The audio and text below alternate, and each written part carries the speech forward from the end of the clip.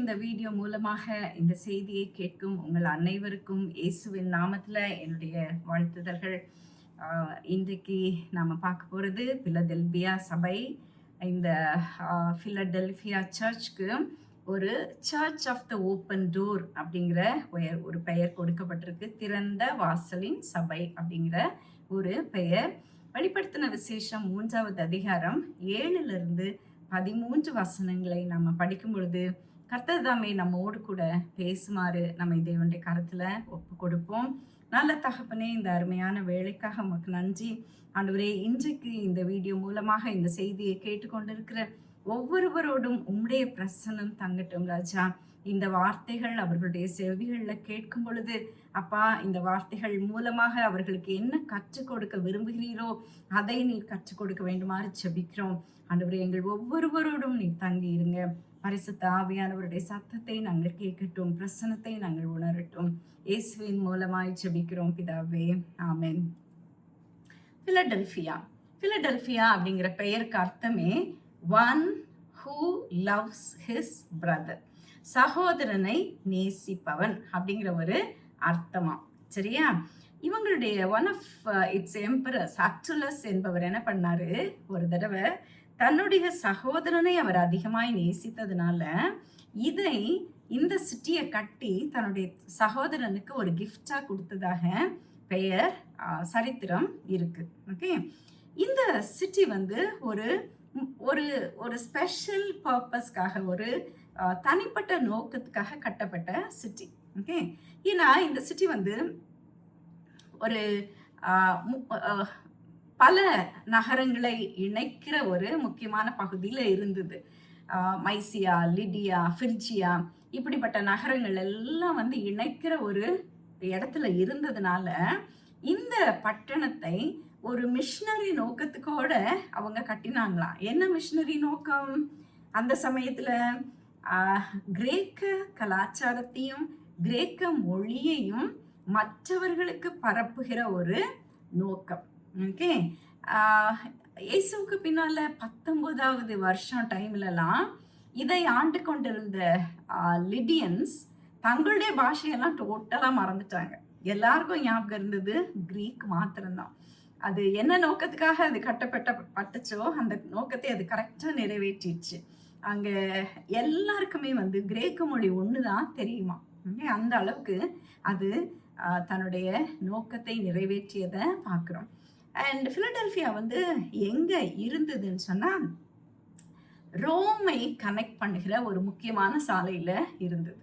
அதனால ஒவ்வொரு நாளும் அந்த சாலை வழியா multitudes of people crossed over. நிறைய பேர் அந்த சிட்டியை கடந்து போனாங்க ஒவ்வொரு நாளும்.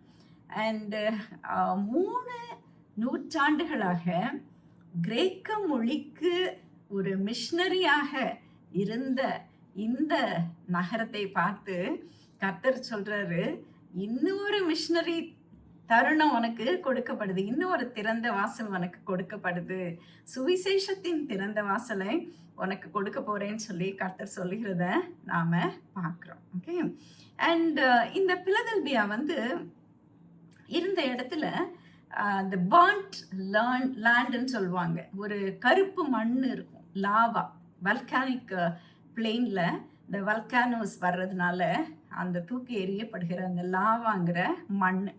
நான் ஒரு இடத்துல அந்த மண்ணை நான் பார்த்துருக்கேன். அந்த இடத்துல ஃபுல்லாக திராட்சை வளர்றதையும் பார்த்துருக்குறேன். அந்த மண் இருக்கிற இடத்துல நல்ல செழிப்பாக திராட்சைகள் வளருமா. ஓகே, அண்ட் இங்கே அதனால நிறைய திராட்சை ரசம் செய்கிற தொழில் நடந்துட்டு இருந்தது.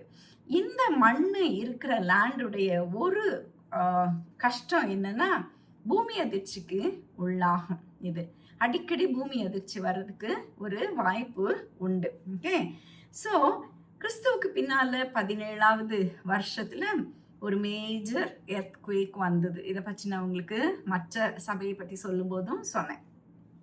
சர்தை அழிக்கப்பட்டு போச்சு, எல்லாம் நம்ம பார்த்தோம். அதோட ஒரு 10 நகரங்கள் அடிபட்டு போனதுல இந்த நகரமும் ஒன்று.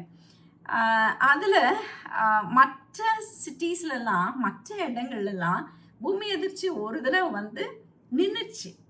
ஆனா இந்த பிலதெல்பியாவுக்கு ஒரு தடவை வந்துட்டு நிக்கல. தினமும் ஒரு மைல்டு ட்ரெமர் வந்துகிட்டே இருந்ததாம். ரொம்ப நாளா இருந்ததாம். ஃபார் இயர்ஸ் அது வந்துட்டே இருந்ததுனால, இந்த ஜனங்கள் வீட்டுக்குள்ள இருக்கவே பயந்தாங்களாம். எல்லாரும் வீட்ட விட்டு வெளியில ஓடி வந்து, ஆ சின்ன சின்ன குடிசைகளை போட்டு தங்க ஆரம்பித்தாங்க. ஒரு பயம். எங்க நம்முடைய வீடு இடிந்து விழுமோ? அப்படிங்கிற ஒரு பயம். என்னைக்கு எந்த கட்டடம் ஆடுங்கிற ஒரு பயம். வீட்டுக்குள்ள இருந்தவங்க அப்படிப்பட்ட ஒரு ட்ரெமர் வந்த உடனே எல்லாரும் ரோட்டுக்கு ஓடி வந்தாங்க. வீட்டுக்குள்ள நெறைய பேரு வீட விட்டுட்டு வந்து வெளியில வந்து குடிசைகளை போட்டு தங்கி இருந்தாங்கன்னு சொல்லி பார்க்குறோம். ஓகே. அண்ட் அப்படிப்பட்ட மக்களுக்கு கர்த்தர் இந்த வசனங்கள்ல ஒரு வாக்கு கொடுக்கிறாரு. அவர்கள் ஆலயத்தின் தூணாக இருப்பார்களாம். அவர்கள் அதினின்று ஒரு காலும் நீங்குவதில்லை அப்படிங்கிற ஒரு பாதுகாப்பை குறித்த ஒரு வாக்குத்தத்தத்தையும் கொடுத்தார். அது அவங்களுக்கு எவ்வளவு முக்கியம்னு சொல்லி அன்னைக்கு இருந்த சிச்சுவேஷன்ல இருந்த அந்த மக்களுக்கு தான் தெரியும். அவ்வளவு ஒரு முக்கியமான ஒரு வாக்கு தத்தத்தையும் சொல்றாரு. நீங்க அதினின்று ஒரு காலம் நீங்குவதில்லை, நீ ஒரு நாள் வெளியில ஓடி வர வேண்டாம் அப்படிங்கிற ஒரு வாக்கு தத்தத்தையும் அவர்களுக்கு இந்த பகுதியில அவர் கொடுக்கறத பார்க்கிறோம். சரியா? அண்ட் டிபேரியஸ் சீசர், நம்ம திபேரியு ராயன் இதை சர்தையை கட்டின மாதிரி இந்த சிட்டியை அவங்களுக்கு மறுபடியும் கட்டி கொடுத்தாரு. அவர் மேல ஒரு ரொம்ப கிராட்டிடியூட்ல, ஒரு நன்றியுள்ள எண்ணத்தோடு அவங்க என்ன பண்ணாங்க, பிலதெல்பியாங்கிற பெயரை மாற்றி ராயனுடைய பெயரை வைக்கிறதுக்காக Neo Caesarea, the city of new city of Caesarea அப்படின்னு சொல்லி அவங்க பெயரை மாத்திட்டாங்க. நியோ சிசேரியா, புது சிட்டி, ராயர்களுடைய ஒரு புது சிட்டி அப்படின்னு சொல்லி பெயரை மாத்திட்டாங்க. அதுக்கப்புறம் பின்னால வாஸ்பியன் ராஜா அவர்களுக்கு பண்ணின ஒரு உதவிக்காக அவர் மேல ஒரு நன்றி அறிதல்ல அவங்க 2வது தடவையும் அந்த பெயரை வாஸ்பியனுடைய ஃபேமிலி நேம் ஃப்ளாவியாங்கிற பேருக்கு அவங்க பெயரை மாத்திட்டாங்க. ஆனா கடைசியில பிலதெல்பியாங்கிற பெயரே அவங்களுக்கு திரும்பி வந்துருச்சு. ஸோ 2 தடவை தங்களுடைய பெயரை மாற்றினதுனால இந்த மக்களுக்கு புதிய நாமத்தை கொடுப்பேன் அப்படின்னு சொல்லி கர்த்தர் சொன்ன வார்த்தையும் அவங்களுக்கு புரியும். ஓகே, நல்லாவே புரியும் அவங்களுக்கு. 2 முறை அவங்களுடைய பெயரை மாற்றி கடைசியில் அவங்க பழைய பெயர் பிலதெல்பியாங்கிற பெயர்லேயே அவங்க இருந்தாங்க. ஓகே. அண்ட் இந்த லேட்டர் இயர்ஸில் இந்த Philadelphia became a great city and அதில் இஸ்லாம் கம்ப்ளீட்டாக ஸ்ப்ரெட் ஆன சமயத்தில் ஏஷியா மைனர் முழுசும் இஸ்லாம் ஸ்ப்ரெட் ஆன சமயத்துலேயும் எல்லா பட்டணங்களும் இஸ்லாமியருக்கு விழுந்து போன சமயத்துலேயும் இந்த ஒரு பட்டணம் தலை நிமிர்ந்து நின்றுச்சான். ஓகே, எத்தனையோ நூற்றாண்டுகளாக அது ஒரு கிறிஸ்தவ நகரமாகவே தலை நிமிர்ந்து நின்றதுன்னு சொல்லி நாம் இந்த சிட்டியை குறித்து பார்க்குறோம். இந்த சிட்டி இன்னும் இருக்குது. ஓகே, இன்னைக்கும் இருக்குது. பிலதெல்பியாவில் அநேக ஆயிரக்கணக்கான கிறிஸ்தவர்கள் இருக்காங்க, பிஷப் இருக்காங்க. அண்ட் இன்னைக்கும் அது தன்னுடைய தலையை நிமிர்த்திய ஒரு கிறிஸ்தவ பட்டணமாக ஒரு இஸ்லாமியருடைய நாட்டில் இருக்கிறத நாம் பார்க்குறோம். சரியா? அண்ட் நம்ம பார்த்தால ஸ்மிர்னா தவிர மற்ற எல்லா சபைகளும் அழிந்து போச்சுன்னு சொல்லிட்டு அந்த ஸ்மிர்னாவுடைய சபை எப்படி இன்னைக்கு வரைக்கும் இருக்கோ அதே மாதிரி இந்த பிலதெல்பியா சபையும் இன்னைக்கு இருக்கு. ஆனால் இன்னைக்கு அந்த பிலதெல்பியாங்கிற பெயர் அதிகமாக வழங்கப்படலை. அது ஒருவேளை ஓல்டு சிட்டியோட பெயராக இருந்திருக்கும். இன்னைக்கு அது அலாசேஹிர் அப்படிங்கிற ஒரு பெயரோடு மானிசா ப்ராவின்ஸில் இருக்குது, வெஸ்டர்ன் டர்க்கி. ஓகே, டர்க்கியினுடைய மேற்கு பகுதியில் இது அலாசேஹிர் அப்படிங்கிற ஒரு பெயரோடு இருக்குது. ரொம்ப சர்தையை விட்டு ரொம்ப தூரம் இல்லை, ஒரு 45-50 கிலோமீட்டருக்குள்ளே இருந்திருக்கோம் நாங்கள் போகும் பொழுது. ஒரு லாங் டிரைவ், பட் ஆஹ் ரொம்ப ஒன்றும் தூரம்னு சொல்ல முடியாது, ஒரு 50 கிலோமீட்டர்ஸ்குள்ள இருந்திருக்கும். அண்ட் இந்த சிட்டி இன்னைக்கு தோண்டி எடுக்கப்பட்டு வருது. பழமையான நகரத்தை தோண்டி எடுத்துட்டு இருக்காங்க.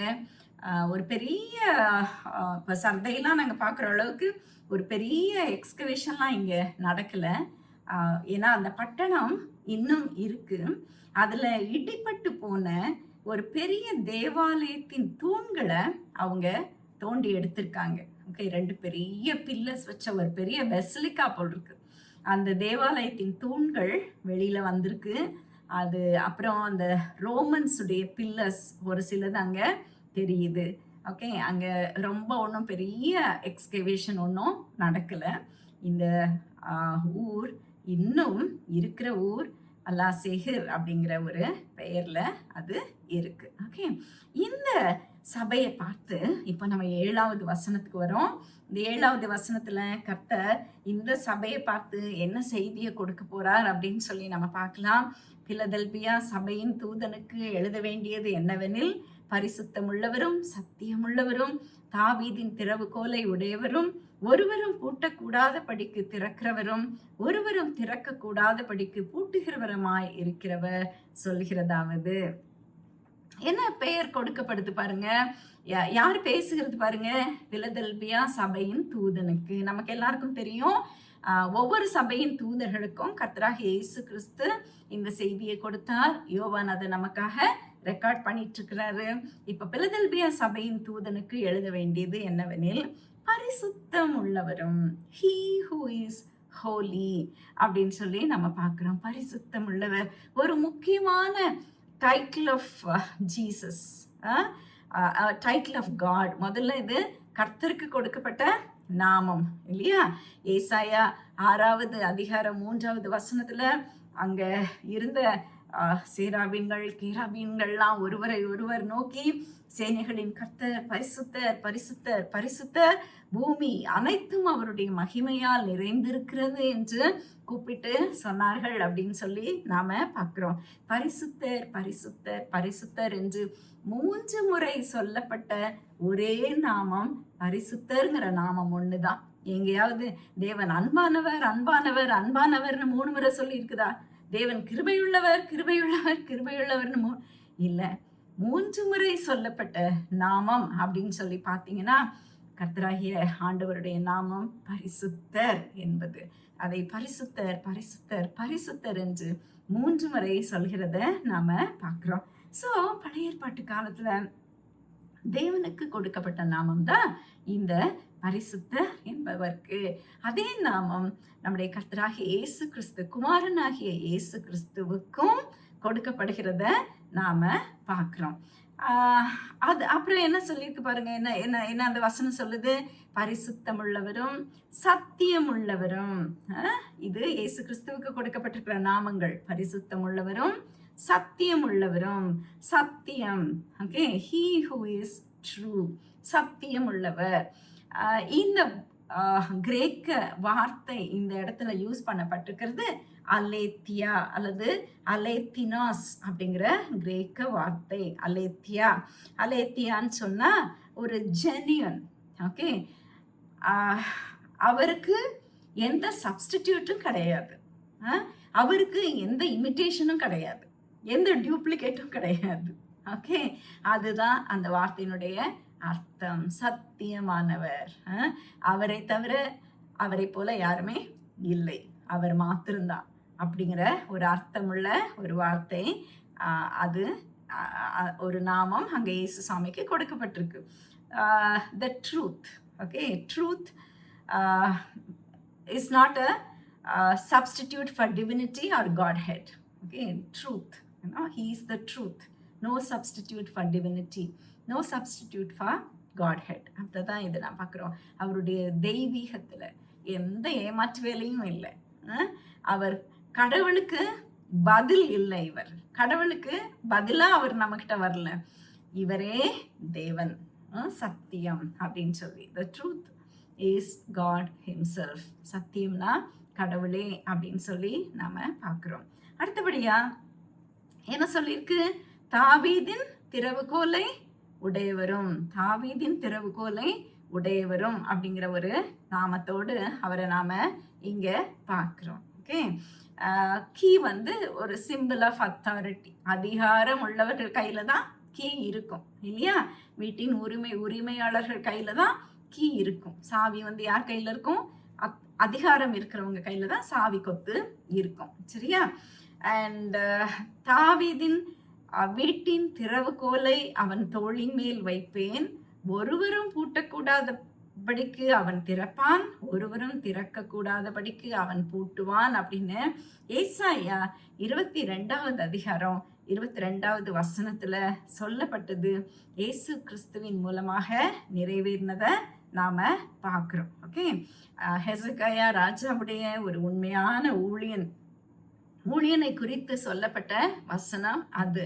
அந்த உண்மையான ஃபெய்த்ஃபுல் ஸ்டூவர்டு போல அந்த அந்த ஒரு ஃபெய்த்ஃபுல் ஸ்டூவர்டு தான் எல்லாரையும் ராஜாவுடைய சமூகத்துக்கு அனுப்ப முடியும், வேற யாரும் அனுப்ப முடியாது. அப்படிப்பட்ட ஒரு நிலைமையில் இருந்த அந்த உண்மையான ஊழியனை போல இன்னைக்கு இயேசு கிறிஸ்து மூலமாக மாத்திரம்தான் நாம தேவனுடைய சமூகத்துக்கு போக முடியும். தேவனுடைய சமூகத்துக்கு நம்மை அனுப்புவதற்கு இயேசு கிறிஸ்து மாத்திரமே வழிங்கிறத நமக்கு இது காட்டுது. இந்த அவர் மாத்திரம்தான் உன்னை கர்த்தராகிய பிதாவாகிய தேவனுக்கு முன்பாக அழைத்து செல்ல முடியும் அப்படிங்கிறத இந்த அவருக்கு கொடுக்கப்பட்ட நாமம் நமக்கு வெளிப்படுத்துது. ஓகே, இந்த சபை குறித்து கர்த்தராகிய இயேசு கிறிஸ்து எந்த குறையுமே சொல்லலை, எந்த குறையுமே இந்த சபை குறித்து நாம பார்க்கல. 8வது வசனம், உன் கிரியைகளை அறிந்திருக்கிறேன், உனக்கு கொஞ்சம் பலன் இருந்தும் நீ என் நாமத்தை மறுதலியாமல் என் வசனத்தை கை கொண்டபடியினால் இதோ திறந்த வாசலை உனக்கு முன்பாக வைத்திருக்கிறேன், அதை ஒருவனும் பூட்ட மாட்டான். Okay, I have set before you and open door. ஏன்னா ஒரு அருமையான ஒரு காரியம். எதனால வச்சிருக்கிறா? எதனால நமக்கு திறந்த வாசலை வைத்திருக்கிறாரா? என் வசனத்தை கை கொண்டபடினால் இதோ திறந்த வாசலை உனக்கு முன்பாக வைத்திருக்கிறேன் அப்படிங்கிற ஒரு காரியத்தை இந்த இடத்துல நாம பார்க்கிறோம். உனக்கு கொஞ்சம் பலன் இருந்தும் நீ என் நாமத்தை மறுதலியாமல் என் வசனத்தை கை கொண்டபடியால். கொஞ்சம் பலன், எதனால அந்த வார்த்தை சொல்லப்பட்டிருக்கு? அவங்கள குறித்து சொல்லும் பொழுது உனக்கு கொஞ்சம் பலன் இருந்தும் அப்படிங்கிற வார்த்தைய ஆண்டவர் சொல்றாரு. அந்த கொஞ்ச பலத்தின் மத்தியிலையும் நீ எனக்காக நிறைய காரியங்களை செய்துட்டு இருக்கு. அதனால இயேசுசாமி என்ன சொல்றாரு? உனக்கு நிச்சயமா ரிவார்ட்ஸ் இருக்கு, உன் கிரியைகளை நான் அறிந்திருக்கிறேன் அப்படின்னு சொல்லி சொல்றாரு. So it was a picture of a church that is always faithful. Okay, அவங்களும் அநேக உபத்திரவத்தின் காலத்தை கடந்து வந்தாங்க. ஸ்மிர்னா சபையை போல உபத்திரவத்தின் காலங்கள் எல்லாம் அவங்க கடந்து வர வேண்டியது இருந்தது. அண்ட் அப்போ உங்களுக்கு நான் முன்னாடியே சொல்லியிருக்கிறேன் கிறிஸ்தவர்கள் எவ்வளவு கஷ்டப்பட்டாங்கன்னு சொல்லி அந்த பீரியட்ல. அதன் மத்தியில கொஞ்சம் பலத்தின் மத்தியில நீ உண்மையாய் இருந்ததுனால ஓகே, உன் கிரியைகளை நான் அறிந்திருக்கிறேன் அப்படின்னு சொல்லி ஆண்டவர் சொல்லுகிறத நாம பார்க்கிறோம். உன் கொஞ்சம் பலத்திலையும் நீ என் நாமத்தை நீ மறுதலிக்கல, என் வசனத்தை நீ கை கொண்ட அப்படின்னு சொல்லி ஆண்டவர் அவர்களை குறித்து சொல்லுகிறத நாம பார்க்கிறோம். Okay, already they were doing well. முன்னமே அவங்க நல்லாவே இருந்தாங்க. அண்ட் இப்போ கர்த்தர் என்ன சொல்றாரு? நீ நல்ல வேலையை நீ ஆல்ரெடி செஞ்சுட்டு இருக்க, உனக்கு கொஞ்சம் பலன் இருந்தும் நீ என் நாமத்தை மறுதலிக்கல, you are already doing well, என் வசனத்தை கை கொண்ட அந்த விஷயத்துலயும் யூ ஆர் டூ குட். இப்போ உன் முன்னால இன்னும் ஒரு வேலையை உனக்கு தரேன், திறந்த வாசலை உன் முன்பாக வைத்திருக்கிறேன்னு சொல்லி ஆண்டவர் சொல்லுகிறத பார்க்கிறோம். திறந்த வாசலை உன் முன்பாக வைத்திருக்கிறேன். என்ன திறந்த வாசல்? திறந்த வாசல் சொன்னா என்ன அர்த்தம்? நம்ம பார்த்தோம், ஏசுசாமி தான் தேவனுடைய பிரசன்னத்துக்கு நம்மை கொண்டு செல்ல முடியும். He is the door to enter God's presence அப்படின்னு சொல்லி நாம் பார்த்தோம். அப்போ அதை ஒருவனும் பூட்ட மாட்டான் அப்படிங்கிற வார்த்தையும் நாம் பார்க்குறோம். அப்போ திறந்த வாசல் என்னது? கர்த்தருடைய பிரசன்னத்துக்குள்ள நாம் செல்றதுக்கு கொடுக்கப்பட்டிருக்கிற அந்த திறந்த வாசல் ஒரு நாளும் அது அடைக்கப்படாது. It's a door of prayer which no one can shut. It's a door and God's presence which no one can shut. தேவனுடைய பிரசனத்துக்கு நீ செல்கிற வாசல் அடைப்படாது. தேவனுடைய சமூகத்துல நீ ஜெபத்தின் மூலமாக நீ நீ நீ ஸ்பெண்ட் பண்ற டைமை ஒருவனும் அடைக்க முடியாது. anyone can enter and seek the love of Jesus.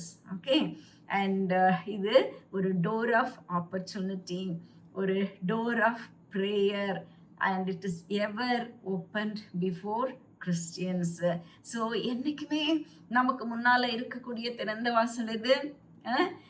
மற்றதுக்கெல்லாம் ஒருவேளை வாசல் அடைக்கப்படலாம், ஆனால் எதுக்கு அடைப்படாது? நாம் தேவனுடைய பிரசன்னத்துக்குள்ள போகிறதுக்கு, அவருடைய முகத்தை தேடுறதுக்கு அந்த வாசல் நமக்கு ஒரு நாளும் அடைப்படாது. வேற எதுக்கெல்லாம் அடைப்படாது?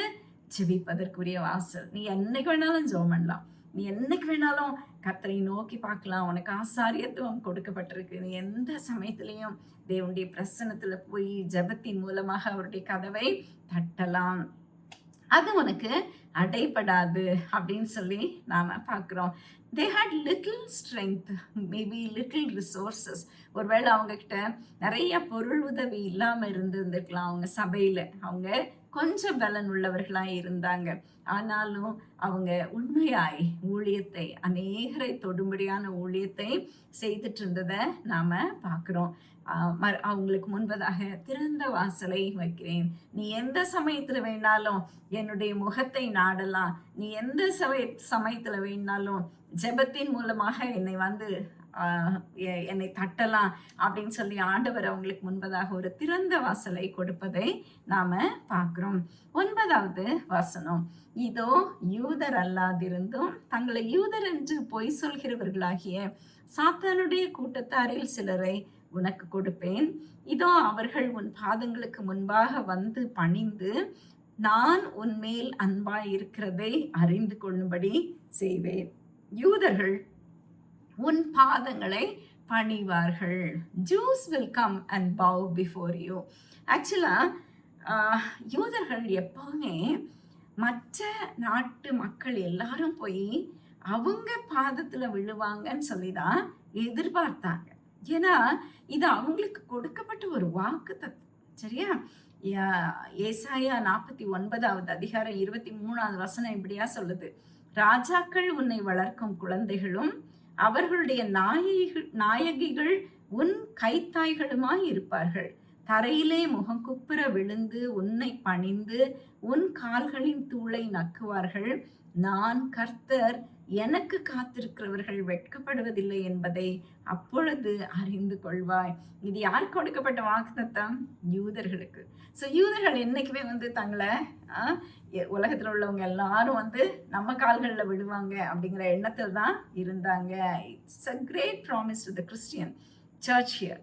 என்ன சொல்றாரு பாருங்க ஆண்டவர். ஒரு பிலதெல்பியா சபையை பார்த்து, ஒரு கிறிஸ்தவ சபையை பார்த்து கர்த்தர் என்ன சொல்றாரு பாருங்க, அந்தபடி முழங்கால் யாவும் எனக்கு முன்பாக முடங்கும், நாவு யாவும் தேவனை அறிக்கை பண்ணும் என்று என் ஜீவனை கொண்டு உரைக்கிறேன் என்பதாய் கர்த்தர் சொல்லுகிறார் என்று எழுதியிருக்கிறதுன்னு சொல்லி ரோமர் 14வது அதிகாரம் 11வது வசனத்துல நாம பார்க்கிறோம். இது கிறிஸ்தவ திருச்சபைக்கு தேவனாகிய கர்த்தர் கொடுத்திருக்கிற வாக்கு தத்தம். முழங்கால் யாவும் எனக்கு முன்பாக முடங்கும், நாவு யாவும் தேவனை அறிக்கை பண்ணும் அப்படின்னு சொல்லி கர்த்தர் கிறிஸ்தவ திருச்சபைக்கு இந்த ஒரு வாக்கு தத்தத்தை கொடுத்தார். ஓகே, அப்போ பிலதெல்பிய மக்கள் உண்மையாய் இருந்ததால் தேவனுடைய 2வது வருகையை அவர்கள் காண்பார்கள். அவர் திரும்ப வரும்பொழுது அவரோடு கூட திரும்ப வருவார்கள்ங்கிற வாக்கு தத்தத்தை கர்த்தர் இந்த சபைக்கு கொடுப்பதை நாம பார்க்கிறோம். ஏன்னா இதோ அவர்கள் உன் பாதங்களுக்கு முன்பாக பணிந்து நான் உன்மேல் அன்பாய் இருக்கிறதை அறிந்து கொள்ளும்படி செய்வேன். எந்த சமயத்துல இது நடக்கும்? எல்லா முழங்கால்களும் முடங்கும், எல்லா நாவுகளும் அறிக்கை பண்ணும் காலம் எது? கர்த்தராகிய ஆண்டவர் திரும்ப வரும் பொழுது. அப்போ இந்த பிலதெல்பியா மக்கள் என்ன பண்ணுவாங்க? கர்த்தரோடு கூட அவருடைய திரும்பி வரும் பொழுது அவரோடு கூட இருந்தாங்கன்னா எல்லாரும் வந்து அவங்களுக்கு முன்பாக வணங்குவார்கள். கர்த்தருக்கு முன்பாக எல்லா முழங்கால்களும் முடங்கப்படுகிற நாட்கள் அவருடைய 2வது வருகையின் நாட்கள். உனக்கும் எனக்கும் கூட அந்த வாக்குத்தத்தம் இருக்கு, தெரியுமா? தேவனுடைய பிள்ளைகளே, நாம கூட கர்த்தராகிய இயேசு கிறிஸ்துவோடு கூட மகிமையில திரும்பி வரும் பொழுது நாம எதை பார்ப்போம்? எல்லா முழங்கால்களும் தேவனுக்கு முன்பாக முடங்குகிறதை நாம கண்களால காண்போம். ஸோ ஆண்டவர் என்ன சொல்றாரு? நீங்க உண்மையாய் இருக்கிறீங்க, உண்மையாய் ஊழியம் செய்கிறீங்க, கொஞ்சம் பலன் இருந்தாலும் அதுல நீங்க உண்மையாய் இருக்கிறதுனால நான் என்னுடைய 2ஆம் வருகையை காணும்படியான கிருபையை உங்களுக்கு கொடுப்பேன்னு சொல்லி அவர்களுக்கு ஒரு வாக்குத்தத்தத்தை கொடுக்கிறத பார்க்கிறோம். அப்புறம் 3வது அதிகாரம் 10வது வசனம் பாருங்க. என் பொறுமையை குறித்து சொல்லிய வசனத்தை நீ காத்து கொண்டபடியினால் பூமியில் குடியிருக்கிறவர்களை சோதிக்கும்படியாக பூச்சக்கரத்தின் மேல் எங்கும் வரப்போகிற சோதனை காலத்திற்கு தப்பும்படி நானும் உன்னை காப்பேன். என் பொறுமையை குறித்து சொல்லிய என் வசனத்தை நீ காத்து கொண்டபடியினால். என்ன ஒரு அருமையான வார்த்தை பாருங்க. Because you kept my word I will keep you. என் வசனத்தை நீ காத்து கொண்டபடியினால் நான் உன்னை காத்து கொள்ளுவேன். எப்படிப்பட்ட ஒரு வாக்குத்தத்தம் பாருங்க.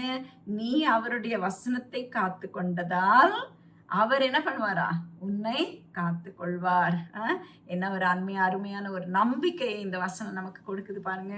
அவருடைய வசனத்தை நாம கை கொள்ளும் பொழுது, அவருடைய வசனத்தின்படி நாம் நடக்கும் பொழுது, நாம் அதை காத்து கொள்ளும் பொழுது நம்மை அவர் என்ன பண்ணுவாரா? காத்து கொள்வார் அப்படிங்கிற ஒரு வாக்குத்தத்தம் இது. அண்ட் தேவனுடைய வார்த்தைகளுக்கு ஒவ்வொரு நாளும் கீழ்ப்படிந்து நாம நடப்போமானால் நாம ஒரு நாள் நியாயத்தீர்ப்பின் நாள்ல அவர் நம்மை காத்து கொள்வாருங்கிற இந்த வாக்குத்தத்தத்தை நாம இந்த இடத்துல நாம பார்க்கிறோம். அதுவும் என்னவா பாருங்க, அவருடைய பொறுமையை நினைத்து இவங்க என்ன பண்ணாங்களாம்? பொறுமையாய் காத்திருந்தாங்களாம். என் பொறுமையை குறித்து சொல்லிய வசனத்தை நீ காத்து கொண்டபடினா, அவருடைய பொறுமையை குறித்து அவங்க கேள்விப்பட்ட வசனத்தை அவங்க காத்துக்கொள்ளும். தேவன் பொறுமையா இருக்கிறார், அதுல நாம என்ன பண்ணுவோம்? பொறுமையா இருப்போம், உபத்திரவத்தின் மத்தியில பொறுமையா இருப்போம்னு சொல்லி அவங்க தங்களை காத்து கொண்டாங்க அப்படின்னு சொல்லி பார்க்கிறோம். நாம உண்மையாக இருக்கும் பொழுது எந்த உபத்திரவங்களும் நம்மை விட்டு தேவனை விட்டு நம்மை பிரிக்க முடியாது. நாம ஒவ்வொரு நாளும் நம்மை காத்து கொள்கிறவர் நம்முடைய தேவனாகிய கர்த்தர். உலகத்துல எத்தனையோ கஷ்டங்கள், துன்பங்கள் வந்து அல்லது சோதனைகளை சாத்தான் கொண்டு வந்து உன்னை கர்த்தரிடத்திலிருந்து பிரிக்கலான்னு சொல்லி முயற்சி பண்ணுவான். ஆனா நீ உண்மையா இருக்கும் பொழுது, அவனுடைய வசனங்களை நீ காத்து கொள்ளும் பொழுது உன்னை ஒருவரும் பிரிக்க முடியாதுன்னு சொல்லி நாம பார்க்கிறோம். நாம தேவனுடைய கரத்துல பத்திரமாய் இருப்போம் அப்படின்னு சொல்லிட்டு we are safe in the arms of Christ அப்படின்னு சொல்லி பார்க்கிறோம். ஒரு சின்ன குழந்தை தன்னுடைய தகப்பனுடைய தோல்ல இருக்கும் பொழுது எந்த பயமும் இல்லாம எப்படி இருக்கு? அந்த விதமான பயம் இல்லாத வாழ்க்கையை கர்த்தர் நமக்கு கொடுப்பார். ஃபானி கிராஸ்பி அப்படிங்கிற ஒரு ஹிம் ரைட்டர் பற்றி கேள்விப்பட்டிருப்பீங்க.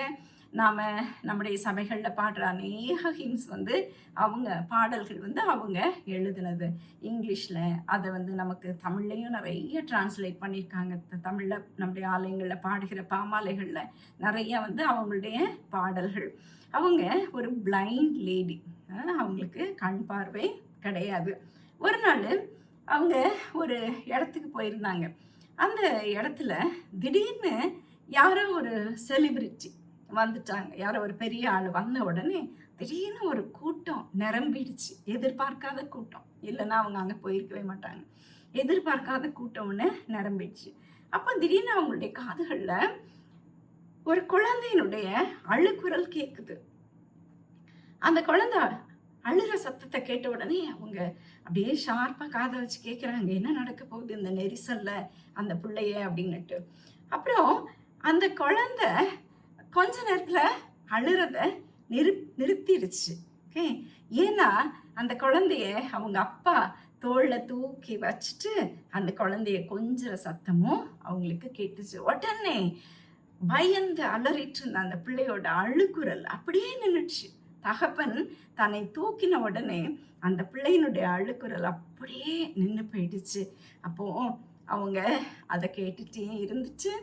வீட்டுக்கு வந்து அவங்க ஒரு பாடல் எழுதினாங்க, safe in the arms of Jesus, safe on his gentle breast அப்படிங்கிற ஒரு சாங்கை எழுதினாங்க. நம்ம தமிழ்லையும் அந்த பாட்டு இருக்கு, இயேசுவின் கைகள் காக்க மார்பினில் சாருவேன் அப்படிங்கிற ஒரு பாடல். எந்த விதமான கஷ்டங்கள், அலைகள், சோதனைகள் எது வந்தாலும் சரி, கர்த்தராகிய இயேசு கிறிஸ்து மார்பில் நீ அணைக்கப்பட்டு இருக்கும் பொழுது நீ எதுக்குமே பயப்பட வேண்டிய அவசியமே இல்லை. இதுதான் இந்த வசனத்தின் மூலமாக ஆண்டவர் நமக்கு சொல்றத நம்ம பார்க்கிறோம். என் பொறுமையை குறித்து சொல்லிய வசனத்தை நீ காத்து கொண்டபடியினால் என்ன சொல்றார் ஆண்டவர், சோதனை காலத்திற்கு தப்பும்படி நானும் உன்னை காப்பேன் அப்படின்னு சொல்லிட்டு அவர் நம்மை காப்பார். ஒவ்வொரு நாளும் அவருடைய வாக்குத்தத்தத்தை நம்பி அவருடைய மார்பின் சார்ந்து நம்ம வாழும் பொழுது அவர் நம்மை சோதனைகளை நின்று காப்பார். எப்படிப்பட்ட சோதனையிலிருந்து காப்பாரா? பூச்சக்கரத்தின் மேல் எங்கும் வரப்போகிற சோதனை காலத்துக்கு தப்பும்படியாக காப்பார் அப்படின்னு சொல்லி, பூச்சக்கரம் எங்கும் வருகிற சோதனை அப்படின்னு சொல்லும் பொழுது உலகம் முழுவதும் வரப்போகிற உபத்திரவத்தின் காலம் அப்படின்னு சொல்லி நம்ம பார்க்குறோம். அந்த காலம் எப்போ வரப்போகுது? எப்போதுமே ஒரு பகுதி மக்கள் சோதிக்கப்படுகிறாங்க, உபத்திரவப்படுறாங்க. எங்கேயாவது ஒரு இடத்துல உபத்திரவம் நடந்துட்டு இருக்கு, கிறிஸ்தவ சபைகள் எரிக்கப்படுது, கிறிஸ்தவர்கள் கொடுமைப்படுத்தப்படுறாங்க. இதை நம்ம கேட்டுட்டே இருக்கிறோம். இவன் நம்ம நாட்டில் கூட நம்ம கேள்விப்படுகிறோம். எங்கேயாவது ஒரு இடத்துல நடந்துட்டே இருக்கு. ஆனால் உலகம் முழுவதும் மொத்தமாக வரப்போகிற உபத்திரவத்தின் காலம் எதுன்னு சொல்லி நீங்க பார்த்தீங்கன்னா அது அந்தி கிறிஸ்துவின் காலம். ஓகே, ஏன்னா அந்தி கிறிஸ்து கிறிஸ்தவர்களை, உலகம் முழுவதும் இருக்கிற கிறிஸ்தவர்களை அவன் துன்புறுத்துவான் அப்படின்னு சொல்லி நாம பின்னால் வர அதிகாரங்கள்ல படிக்க போகிறோம். சரியா? அப்ப பூச்சக்கரத்தின் மேல் எங்கும் வரப்போகிற சோதனை காலத்திற்கு தப்பும்படி நானும் உன்னை காப்பேன்னு சொல்லி கர்த்தர் இந்த திருச்சபைக்கு வாக்குத்தத்தம் கொடுக்கிறாரு. அந்த கிறிஸ்துவின் மூலமாக வரப்போகிற உபத்திரவத்திற்கு நான் உன்னை தப்புவிப்பேன் அப்படிங்கிற ஒரு வாக்குத்தத்தம். இந்த வசனத்தை வச்சுட்டு தான் நிறைய இடத்துல சொல்றாங்க, திருச்சபை இந்த உபத்திரவத்தின் காலத்திற்கு முன்பாகவே கர்த்தர் திருச்சபையை மேலே எடுத்துக்கொள்வார் அப்படின்னு சொல்லி நாம இது குறித்து நம்ம வெளிப்படுத்தின விசேஷத்துல நம்ம இதை குறித்து படிக்கிறோம். அந்த அந்த நாம வெளிப்படுத்தின விசேஷத்துல தெளிவாக இதை குறித்து சொல்லப்படலை. வேதத்துல எங்கேயுமே இந்த ராப்சர் அப்படிங்கிறத பற்றி தெளிவா சொல்லப்படலை. அந்த திருச்சபையை மேலே எடுத்து கொள்ளப்படுகிற நாட்களை குறித்த தெளிவான விளக்கம் இல்லை. ஆனாலும் ஒரு சில இடங்கள்ல வச்சு ஸ்காலர்ஸ் என்ன திங்க் பண்றாங்கன்னா, அந்தி கிறிஸ்துவின் ஆளுகை பூமிக்கு வர்றதுக்கு முன்னாடியே திருச்சபையானது மேலே எடுத்து கொள்ளப்படுவார்கள் அப்படிங்கிறத விசுவாசிக்கிறாங்க. 2 பேர் மாவரைச்சிட்டு இருப்பாங்க, ஒருத்தர் எடுத்துக்கொள்ளப்படுவாங்க, ஒருத்தர் கைவிடப்படுவாங்கங்கிற அப்படின்னு படிக்கிறோம் பார்த்தீங்களா? அதுதான் அந்த ராப்சர். அதுதான் திருச்சபை மேலே எடுத்துக்கொள்ளப்படுகிற வசனம். முழுவதுமாய் தன்னை காத்து கொண்டு வாழ்ந்துட்டு இருக்கிறவங்க, பூமியில இருக்கிறவங்க மேலே எடுத்துக்கொள்ளப்படுவாங்க. கொஞ்சம் குறைவு காணப்பட்டாலும் அவங்க பூமியில விடப்படுவாங்க.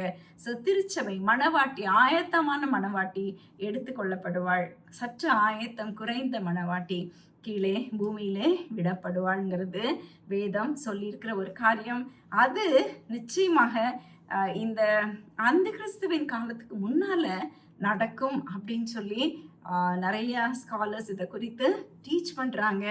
அதனால ஒருவேளை இந்த வாக்குத்தத்தம் கூட பிலதெல்பியா மக்களை பார்த்து அந்தி கிறிஸ்துவின் உபத்திரவம், பூச்சக்கரம் எங்கும் வருகிற உபத்திரவத்தின் காலத்துக்கு முன்பாக நான் உங்களை மேலே எடுத்துக்கொள்வேன்னு சொல்லி கர்த்தர் வாக்கு கொடுத்தாரோ என்னமோ நமக்கு தெரியாது. சரியா? அதனால உபத்திரவத்தின் மத்தியில பொறுமையாய் இருக்கும்படியாக அவர்களுக்கு கர்த்தர் அங்க சொல்கிறத பார்க்கிறோம். என் பொறுமையை குறித்து சொல்லிய வசனத்தை நீ காத்து கொண்டபடியினால் பூமியில் குடியிருக்கிறவர்களை சோதிக்கும்படியாக பூச்சக்கரத்தின் மேல் எங்கும் வரப்போகிற சோதனை காலத்திற்கு தப்பும்படி நானும் உன்னை காப்பேன். இது கர்த்தர் அவர்கள் கொடுத்திருக்கிற ஒரு பெரிய வாக்கு தத்தம். இந்த வாக்கு தத்தம் நமக்கும் பொருந்தும். நாமும் கூட நம்மை இயேசுவின் மார்பில் சார்ந்தவர்களாக ஒவ்வொரு நாளும் நம்மை காத்து கொள்ளும் பொழுது நாமும் கூட பூச்சக்கரத்தின் மேல் வரக்கூடிய அந்த உபத்திரவ காலத்துக்கு முன்பாகவே ஆயத்தமுள்ள மனவாட்டியாய் நாமும் மேலே எடுத்துக்கொள்ளப்படுவோம். அடுத்தபடியா ஒரு promise and a warning. Okay, இதுல ப்ராமிஸ் அண்ட் அ வார்னிங்னு எப்படி சொல்லலாம்? இதோ சீக்கிரமாய் வருகிறேன், ஒருவனும் உன் கிரீடத்தை எடுத்துக்கொள்ளாதபடிக்கு உனக்குள்ளதை பற்றி கொண்டிரு. ஓகே, கர்த்தர் சீக்கிரமாய் வருகிறார். ஒரு வார்னிங். பயமா இருக்கா? கர்த்தர் என்ன சொல்றாரு? இதோ சீக்கிரமாய் வருகிறேன் அப்படிங்கிற வார்த்தைய சொல்றாரு. மத்தேயு 24:50 சொன்னாரு, அந்த ஊழியக்காரன் நினையாத நாளிலும் அறியாத நாழிகையிலும் அவனுடைய எஜமான் வந்து அப்படின்னு சொல்லிட்டு, ஊழியக்காரனை நம்பி எல்லாத்தையும் விட்டுட்டு போறான் தூர தேசத்துக்கு. அந்த ஊழியக்காரன் ஜாலியா என்ஜாய் பண்ணிட்டு இருக்கும் பொழுது அவன் நினையாத நாளிலும் அறியாத நாழிகையிலும் அவனுடைய எஜமான் வந்தாராம். அப்படிப்பட்ட ஒரு வருகையாகத்தான் நம்முடைய கர்த்தராகிய இயேசு கிறிஸ்துவின் வருகையும் இருக்கும். So it is a warning. கர்த்தர் சீக்கிரமாய் வருகிறார் என்பது ஒரு வார்னிங். அடுத்தபடியா இட் இஸ் அ கம்ஃபர்ட். ஏன்னா என்ன கம்ஃபர்ட்டு? கர்த்தர் சீக்கிரமாய் வருகிறாருங்கிற செய்தி கஷ்டத்தின் மத்தியில இருந்த திருச்சபைக்கு ஒரு ஆறுதலை கொடுக்கிற செய்தி. அவங்க எப்பவுமே ஒருவர் ஆறுதல் படுத்தினது எந்த வார்த்தையை கொண்டு? மாரநாதா, கர்த்தர் சீக்கிரம் வருகிறார் அப்படிங்கிற வார்த்தையை சொல்லிதான் அவங்களுடைய கஷ்டத்தின் மத்தியில அவங்களை ஆறுதல் படுத்தி கொண்டார்கள். அப்படிப்பட்ட மக்களை பார்த்து கர்த்தர் என்ன சொல்றாரு? இதோ சீக்கிரமாய் வருகிறேன் அப்படின்னு சொல்றாரு. அடுத்தபடி என்ன சொல்றாரு? ஒருவனும் உன் கிரீடத்தை எடுத்துக்கொள்ளாதபடிக்கு உனக்குள்ளதை பற்றி கொண்டிரு. உனக்கு கொடுக்கப்பட்டிருக்க கிரீடத்தை நீ பிடிச்சுக்கோ, விட்டுறாத அப்படின்னு சொல்றாரு ஆண்டவர். யாரு அவங்க கிரீடத்தை பிடுங்கிடுவா? யாரு அவங்க கிரீடத்தை பிடுங்கிடுவா? கொஞ்சம் யோசித்து பாருங்க. உங்களுக்கு ஆண்டவர் கொடுத்திருக்கிற கிரீடம், கொடுக்க போகிற கிரீடத்தை உங்ககிட்ட இருந்து யார் பறித்து கொள்ளுவா? சாத்தானா? It's not a question of someone stealing your crown, but God may remove it from you and give it to someone. கர்த்தரே உன்னிடத்திலிருந்து அந்த கிரீடத்தை எடுத்து போட முடியும். எப்போ நீ தேவனுக்கு பிரியம் இல்லாமல் இந்த பூமியில வாழ்ந்து கொண்டிருப்பாயானால் கர்த்தர் உனக்கு வாக்கு கொடுத்திருக்கிற அந்த கிரீடத்தை உன்னிடத்திலிருந்து எடுத்து என்ன பண்ணுவாரு? வேற ஒருவனுக்கு கொடுத்து விடுவார். You may lose your reward if you are careless. அப்படி வேதத்துல நடந்திருக்கா? அப்படி வேதம் நமக்கு டீச் பண்ணுதா? எஸ். ஏசா தன்னுடைய பிறப்புரிமைய கவனம் இல்லாம யாக்கோபு கிட்ட விற்று போட்டுட்டான். அவனுக்கு கிடைச்சிருந்த அந்த பெரிய ப்ரிவிலேஜ் என்ன பண்ணிட்டான்? கவன குறைவுனால அவன் இழந்து போயிட்டான்னு சொல்லி நாம பார்க்கிறோம். சவுல் ராஜா தன்னுடைய இடத்தை தாவீது கிட்ட இழந்து போயிட்டான். முதல் ராஜா, கர்த்தரால தெரிந்து கொள்ளப்பட்ட முதல் ராஜா. அவன் கர்த்தருக்கு உண்மையா இருந்திருந்தா என்ன ஆயிருக்கும்? கடைசி வரைக்கும் அவனுடைய ராஜ்யம் நிலையா இருந்திருக்கும். ஆனா அவன் இந்த தாவீது கிட்ட இழந்து போனதை நாம பாக்குறோம். அப்புறம் யூதாஸ், நம்முடைய யூதாஸ் பாருங்க, 12 சீஷர்கள்ல ஒருத்தன். என்ன ஒரு ப்ரிவிலேஜ்! இயேசுசாமி கூட வாழ்ந்தான், அவரோட கூட படுத்தான், அவர் கற்றுக் கொடுத்த காரியங்களை முழுசும் மனதுல வாங்கிக்கிட்டு அவர் செய்த அற்புதங்களை எல்லாம் பார்த்தான். அந்த 5 அப்போ 2 மீனை வச்சு 5000 பேரும் போஷித்தாரு, அங்க கூட இருந்தானே. ஆனா கடைசியில என்ன பண்ணிட்டான்? தன்னுடைய இடத்த மத்தியாஸ்க்கு இழந்து போயிட்டான் இல்லையா? இந்த அவனுக்கு கொடுக்கப்பட்ட ஸ்லாக்கியம் யாருக்கு கொடுக்கப்பட்டிருக்கும்? தேவனுடைய குமாரனோடு கூடவே இருந்த ஸ்லாக்கியத்தை 3 வருஷமா பெற்றிருந்த அவன் இழந்து போயிட்டானே. அதே மாதிரி இன்னைக்கு யூதர்கள் அவர்களுக்கு கொடுக்கப்பட்ட ஸ்லாக்கியத்தை நம்மிடத்துல இழந்து போயிருக்காங்க. ஸோ உனக்கு கொடுக்கப்பட்ட ஸ்லாக்கியத்தை நீ கூட இழந்து போறதுக்கு சான்ஸ் இருக்கு. இயேசுவே என்னை ரட்சித்துட்டாரு, இனிமே நான் எப்படி வேணாலும் வாழலாம், எனக்கு பரலோகத்துக்கு போறதுக்கு பாஸ்போர்ட் கொடுத்துட்டாரு, நான் ஞானஸ்நானம் எடுத்துட்டேன், நான் அது பண்றேன் இது பண்றேன் அப்படின்னு சொல்லி நீ யோசிக்கலாம். ஆனா கர்த்தர் உன்னிடத்துல இருக்கிற கிரீடத்தை எடுத்து இன்னொருத்தர்கிட்ட கொடுக்கறதுக்கு சான்ஸ் இருக்கு. அதனால நீ என்ன பண்ணணுமா அதை பற்றி கொண்டு இருக்கணும். ஒரு நாளும் உன்னுடைய கிரீடத்தை நீ இழந்து போகக்கூடாது. ஒருவனும் உன் கிரீடத்தை எடுத்து கொள்ளாதபடிக்கு உனக்குள்ளதை பற்றி கொண்டிருன்னு சொல்லி கர்த்தர் அவங்களுக்கு சொல்றத பார்க்கிறோம். இஸ்ரவேல் மக்கள் நம்மிடம் இழந்து விட்டார்கள்னு சொல்லி நான் சொன்னேன். ஆனா அவங்க பெர்மனண்டா இழந்து போயிட்டாங்களா? இல்லை, அவங்க பெர்மனண்டா இடரல் அடையல. வேதம் சொல்லுது அவர்கள் இன்னும் அடையாததை நாம இன்னைக்கு அடைந்திருக்கிறோம். இட் டசன்ட் மீன் அவங்களுக்கு அது கொடுக்கப்படாதுன்னு சொல்லி அர்த்தமே இல்லை. Okay, and the full salvation இன்னைக்கு ஜென்டைல்ஸ் ஆகிய நமக்கு கொடுக்கப்பட்டிருக்கு. அது அவர்களுக்கு ஒரு பொறாமைய ஒரு நாள் உண்டு பண்ணும். அவர்களும் இயேசுசாமியை மேசியான்னு சொல்லி திரும்பி பார்க்கிற நாட்கள், நோக்கி பார்க்கிற நாட்கள் வரும் சொல்லி நாம பார்க்கிறோம். Okay, God has given us a privilege, a task. Okay, and let's not lose it. நாம இழந்து போய்விடவே கூடாது. நம்முடைய கிரீடத்தை நாம பற்றி கொண்டிருக்க வேண்டும். 12வது வசனம், ஜெயம் கொள்கிறவன் எவனோ அவனை என் தேவனுடைய ஆலயத்திலே தூணாக்குவேன், அதினின்று அவன் ஒரு காலம் நீங்குவதில்லை. என் தேவனுடைய நாமத்தையும் என் தேவனால் பரலோகத்தில் இருந்து இறங்கி வருகிற புதிய எருசலேமாகிய என் தேவனுடைய நகரத்தின் நாமத்தையும் என் புதிய நாமத்தையும் அவன் மேல் எழுதுவேன். 12வது வசனம். இதுல என்ன சொல்லியிருக்கு பாருங்க, உண்மையாய் இருக்கிறவன், ஜெயம் கொள்ளுகிறவன் எவனோ. Okay, for to a faithful Christian. Okay, ஆண்டவர் என்ன ப்ராமிஸ் கொடுக்குறாரு? he will be a pillar in the temple of God. Okay, ஒரு தூண், ஆலயத்துல ஒரு தூண்ங்கிறது ஒரு ஒரு பெரிய ஒரு காரியம், ஒரு கிரேட் சப்போர்ட். இல்லை, ஒரு பில்லர் இந்த search is a great support. Okay, பேதுரு, யோவான், யாக்கோபு இவங்கெல்லாம் they were the pillars of the early church ன்னு சொல்லி கலாத்தியர் 2வது அதிகாரம் 9வது வசனம் சொல்லுது. ஓகே, அப்படிப்பட்ட ஒரு ஹானரபிள் பிளேஸை யாருக்கு கொடுப்பாராம்? ஜெயம் கொள்கிறவர்களுக்கு கொடுப்பாராம்.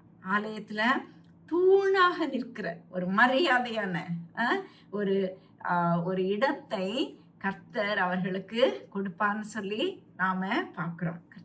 அடுத்தபடியா நாம என்ன பண்ண மாட்டோமா? அதினின்று அவன் ஒரு காலம் நீங்குவதில்லை. நான் உங்களுக்கு முன்னாடியே சொன்னேன், அந்த ட்ரெமர் வந்துட்டு எர்த்குவேக் வந்துட்டு போனதுனால, டெய்லி ஒரு ஷேக் அவங்கள பண்ணிட்டு போனதுனால அவங்க ஒருத்தரும் வீட்டுக்குள்ள இருக்கவே பயந்தாங்க. எல்லாரும் வெளியே ஓடிட்டு இருந்தாங்க. they kept going out and coming in. வெளியே போவாங்க, உள்ள வருவாங்க, அப்படியே வாழ்ந்துட்டு இருந்தாங்க. அப்படிப்பட்ட மக்களுக்கு கர்த்தர் ஒரு ப்ராமிஸ் ஆஃப் செக்யூரிட்டி கொடுக்குறாரு. நீ ஒரு நாளும் அந்த இடத்துல இருந்து நீ நீங்குவதில்லை, நீ ஒரு நாளும் வெளியே ஓட வேண்டாம், ஒரு நாளும் உள்ள ஓடி வர வேண்டாம் அப்படின்னு சொல்லி நீ அங்க நிலையா இருக்கலாம் அப்படிங்கிற ஒரு பாதுகாப்பான ஒரு வாக்கையை அந்த இடத்துல கொடுக்குறாரு. அண்ட் ஸ்காலர்ஸ் என்ன யோசிக்கிறாங்க? This is a promise of fixity of moral character. உன்னுடைய கிறிஸ்தவ வாழ்க்கையில எப்பொழுதுமே நீ வெளியில போயிட்டு உள்ள வர்ற ஆளா இருப்பாயானா? எப்படி அது வெளியே போயிட்டு உள்ள வரவங்க எதை செய்யக்கூடாதுன்னு நினைக்கிறியோ அதை செய்வ, வெளியே போயிடுவ, அதுக்கப்புறம் ஆண்டவரேன்னு உள்ள ஓடி வருவ. அப்படிப்பட்ட பலவீனத்தை நீ கொள்கிற ஆளா இருப்பாயானா? இந்த பலவீனத்திலிருந்து நீ ஜெயம் கொள்ளும் பொழுது கர்த்தர் என்ன பண்ணுவாரு? நீ தீய குணங்கள் இல்லாம நிரந்தர பரிசுத்தத்தோடு அவருடைய சமூகத்துல நிலைத்திருக்கக்கூடிய கிருபையை உனக்கு கொடுப்பாராம். ஓகே, என்ன ஒரு அருமையான ஒரு வாக்குத்தத்தம் பாருங்க. அப்புறம் என் தேவனுடைய நாமத்தையும் அவருடைய பிதாவினுடைய நாமத்தையும் கொடுப்பேன் அப்படின்னு சொல்றாரு. ஓகே, இந்த வாக்குத்தத்தமும் இஸ்ரவேலருக்குரிய வாக்குத்தத்தம். இஸ்ரவேல் மக்களுக்கு எண்ணாகமம் 6வது அதிகாரம் 22 27 வரை பார்த்தீங்கன்னு சொன்னா, they shall put my name upon the children of Israel. கர்த்தருடைய நாமம் யாருக்கு கொடுக்கப்படுமா? இஸ்ரவேலரின் பிள்ளைகளுக்கு தரிக்கப்படும் சொல்லி கர்த்தர் இஸ்ரவேலருக்கு கொடுத்த ஒரு வாக்குத்தத்தம் அது. அப்போ அந்த வாக்குத்தத்தத்தையும் கிறிஸ்தவ சபையாகிய பிலதெல்பியா சபைக்கு கர்த்தர் கொடுக்கறத நாம பார்க்கிறோம். சரியா? ஒரு புது நாமங்கிறது அவங்களுக்கு ஒரு பழகி போன ஒண்ணு. அவங்க ஒரு தடவை பிலதெல்பியாங்கிற பெயரை நியோசிசேரியான் மாத்தினாங்க. அதுக்கப்புறம் ஒரு தடவை ஃபிளேவியான் மாத்தினாங்க. அதுக்கப்புறம் மறுபடியும் பிலடெல்பியான்னு மாத்தினாங்க. இந்த பெயரை மாத்துறதுங்கிறது இந்த பிலடெல்பியா மக்களுக்கு அதனுடைய அர்த்தம் நல்லாவே தெரியும். ஓகே, அண்ட் கர்த்தர் என்ன சொல்றாரு? என் தேவனால் பரலோகத்தில் இருந்து இறங்கி வருகிற புதிய எருசலேமாகிய என் தேவனுடைய நகரத்தின் நாமத்தையும். ஓகே, ஸோ என்னென்னலாம் கொடுப்பாராம் அவங்களுக்கு? என் தேவனுடைய நாமத்தை கொடுப்பாராம். ஃபர்ஸ்ட், தேவனால் பரலோகத்திலிருந்து இறங்கி வருகிற புதிய எருசலேமாகிய என் தேவனுடைய நகரத்தின் நாமத்தையும் கொடுப்பாராம். அப்புறம் என் புதிய நாமத்தையும் அவன் மேல் எழுதுவேன். அவங்களுக்கு எத்தனை நாமத்தை கொடுப்பேன்னு சொல்றாரு? தேவனுடைய நாமமா? தேவனுடைய சிட்டி ஜெருசலேம், புதிய ஜெருசலேமுடைய நாமமா? அண்ட் என் நாமத்தையும், என் புதிய நாமத்தையும் அவன் மேல் எழுதுவேன்னு சொல்லி அவங்களுக்கு ஒரு பெரிய வாக்கு தத்தத்தை அவர் கொடுக்கிறத நாம பார்க்கிறோம். இந்த பரலோகத்திலிருந்து இறங்கி வருகிற புதிய எருசலேம், நியூ ஜெருசலேமுடைய நகரத்தின் நாமத்தை கொடுப்பேன்னா என்ன அர்த்தம்? அந்த சிட்டியினுடைய நாட்டு உரிமையை உனக்கு கொடுப்பாரு. நான் இந்தியன் அப்படின்னு சொல்லும் பொழுது என்னுடைய நாட்டு உரிமை என்னது? இந்த இந்திய நாடு. அப்போ நான் நியூ ஜெருசலேம் அப்படின்னு சொல்லி நான் சொல்லும் பொழுது, எனக்கு என்னுடைய நாடு நியூ ஜெருசலேம் சொல்லும் பொழுது, அப்போ என்னுடைய நாட்டுரிமை எங்க இருக்கு? அந்த புதிய எருசலேம், எருசலேமினுடைய நாமம். ஓகே, அப்போ gift of citizenship in the city of God. உனக்கு என்ன கொடுக்குறாரு? ஒரு நாட்டு உரிமை, புதிய நாடு, புதிய எருசலேமினுடைய நாட்டு உரிமையையும் உனக்கு கொடுப்பாரா. அங்கே நீ வசிக்கக்கூடிய ஒரு கிருபையையும் உனக்கு கொடுப்பேன்னு சொல்லி ஆண்டவர் சொல்கிறத நாம பார்க்கிறோம். அக்கார்டிங் டு எசேக்கியேல், இந்த சிட்டி, இந்த புதிய எருசலேமுக்கு தி லார்ட் இஸ் தேர்ங்கிற அர்த்தம். அங்க தேவன் வாசம் பண்ணுவார். அங்க நீயும் நானும் வாசம் பண்ணுவோம். அந்த வாக்குத்தத்தத்தை கர்த்தர் நமக்கு இந்த பிலதெல்பியா மக்களுக்கு கொடுத்த செய்தியின் மூலமாக நமக்கும் கொடுத்திருக்கிறாரு. அப்புறம் கடைசியா என் புதிய நாமத்தையும் அவன் மேல் எழுதுவேன் அப்படின்னு சொல்லி அவர் சொல்லுகிறத பார்க்கிறோம். Jesus will write his own new name. Okay, அப்படின்னு சொல்லி பார்க்கிறோம். இப்போ இந்த திருச்சபையினுடைய காலத்தை குறித்து நாம சுருக்கமா பார்த்துடலாம். ஒவ்வொரு செய்தி முடியும் பொழுதும் உங்களுக்கு அந்த திருச்சபையின் காலத்தை நான் உங்களுக்கு சொல்லிட்டு இருக்கிறேன். அந்த திருச்சபையின் காலம்னா என்னதுன்னா, இந்த 7 சபைகளின் ஆர்டர்ல தான் நம்முடைய ஏர்லி சர்ச், ஓகே, அந்த காலத்தை பிரித்தாங்க. Okay, starting with Ephesian church period அப்படின்னு சொல்லி பிரிச்சிருந்தாங்க. அதே மாதிரி ஸ்மிர்னா சர்ச் பீரியட் அப்படின்னு பிரிச்சிருந்தாங்க. அப்படி பிரிக்கப்பட்ட வரலாற்றை நீங்க பார்த்தீங்கன்னா, இந்த பிலடெல்பியா சர்ச் பீரியட் கிறிஸ்துவுக்கு பின்னால 1750 இருந்து 1900s வரைக்கும். அப்போ நமக்கு ரொம்ப கிட்ட தெரியுதுல 1900s சொல்லும் பொழுது. ஆமா, சர்தையுடைய காலம் உங்களுக்கு நான் சொன்னேன்,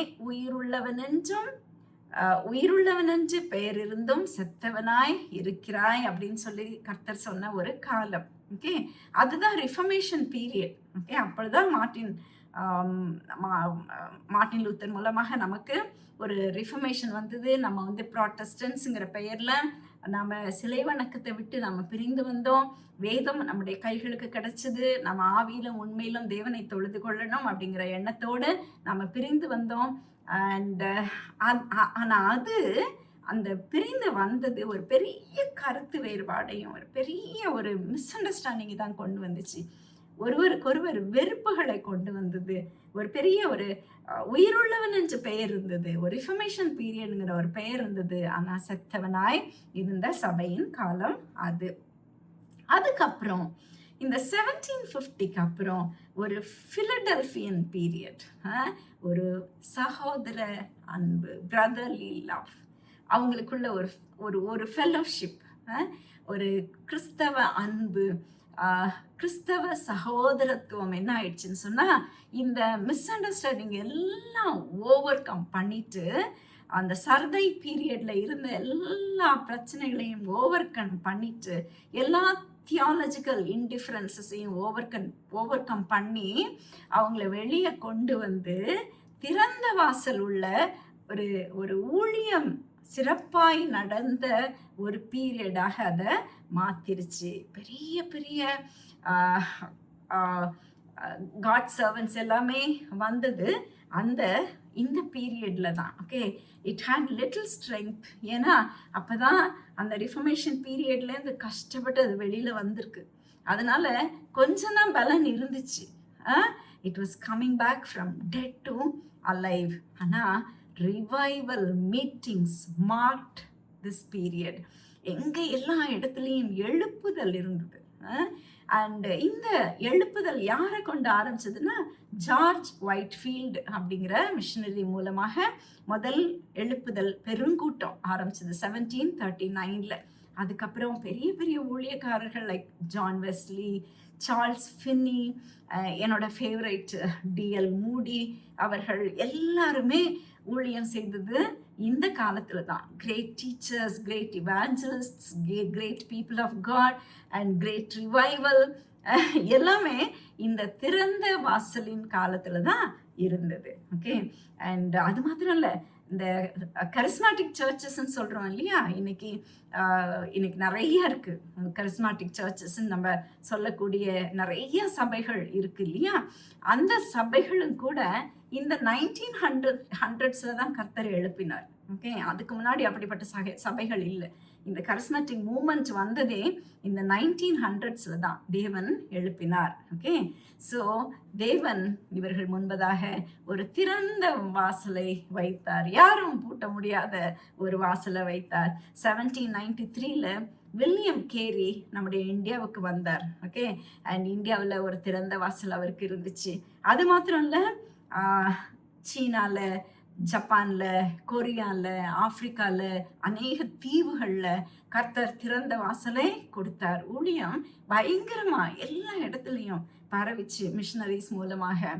அண்ட் தாவீதின் திறவுகோலை கொண்ட தேவன் இந்த பீரியட்ல எல்லா இடத்துலையும் திறந்த வாசலை கொடுத்ததை நாம் பார்க்குறோம்.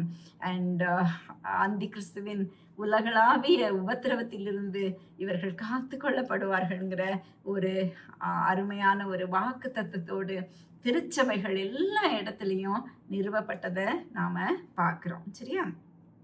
அண்ட் இந்த பிலதெல்பியா சபை 10 எம்பரர் ராயர்களுடைய காலத்திலையும் ஸ்மிர்னா பீரியட் மாதிரியே இதுவும் ரொம்ப கஷ்டப்பட்ட ஒரு சபை தான். ஸ்மிர்னா எப்படி கஷ்டப்பட்டுச்சோ அதே மாதிரி கஷ்டப்பட்டது தான். ஆனாலும் இன்னும் உலகளாவிய பூச்சக்கரத்தின் மேல் வரப்போகிற உபத்திரவத்தை அது காணலை. அந்த உபத்திரவத்துக்கு முன்பதாக கர்த்தர் அதை எடுத்துக்கொள்வாருங்கிறது கர்த்தர் அவர்களுக்கு கொடுத்திருக்கிற வாக்கு தத்தம். அப்படியானால் அந்த ராப்சர் அப்படிங்கிற டைம்ல, ட்ரிபுலேஷனுக்கு முன்னால ராப்சர்ல கர்த்தர் இந்த திருச்சபையை ஒருவேளை மேலே எடுத்துக்கொள்வார் அப்படிங்கிறதே இது அவர்களுக்கு கொடுக்கப்பட்டிருக்கிற ஒரு வாக்கு தத்துவம். ஏன் கர்த்தர் அவர்களுக்கு கொடுத்தார்? நீ என் வசனத்தை கை கொண்டபடினால் நானும் உன்னை என்ன பண்ணுவேன், உன்னை காத்துக்கொள்வேன் அப்படின்னு கர்த்தர் அவங்களுக்கு வாக்குத்தத்தம் கொடுத்திருக்கிறாரு.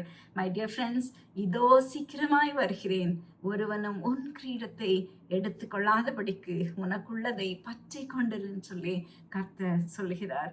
உனக்காக வைக்கப்பட்டிருக்கிற ஜீவ கிரீடத்தை நீ இழந்து போயிடாதே. ஈசாயை போல, சவுலை போல, யோதாசை போல உனக்கு கொடுக்கப்பட்ட இந்த அரிய வாய்ப்பை உன் அலட்சியத்தால, உன்னுடைய ஸ்பிரிச்சுவல் டிக்ளைனால, உன்னுடைய அன்ஃபெய்த்ஃபுல்னஸ்னால இழந்து போயிடாத. பற்றிக்கொள். தேவனுடைய மார்பில் ஒவ்வொரு நாளும் சார்ந்தவர்களாக உங்களை காத்துக்கொள்வீர்களானால் கர்த்தரும் உங்களை காத்துக்கொள்வேன்னு சொல்லி ஒரு அருமையான ஒரு வாக்குத்தத்தத்தை உங்களுக்கு கொடுக்கிறார். ஒவ்வொரு நாளும் உன்னை ஒப்பு கொடுத்து பரிசுத்தமாய் வாழ். தேவனாகிய கர்த்தர் தாமே இந்த வார்த்தைகள் மூலமாய் உங்களை ஆசீர்வதிப்பாராக. ஆமென்.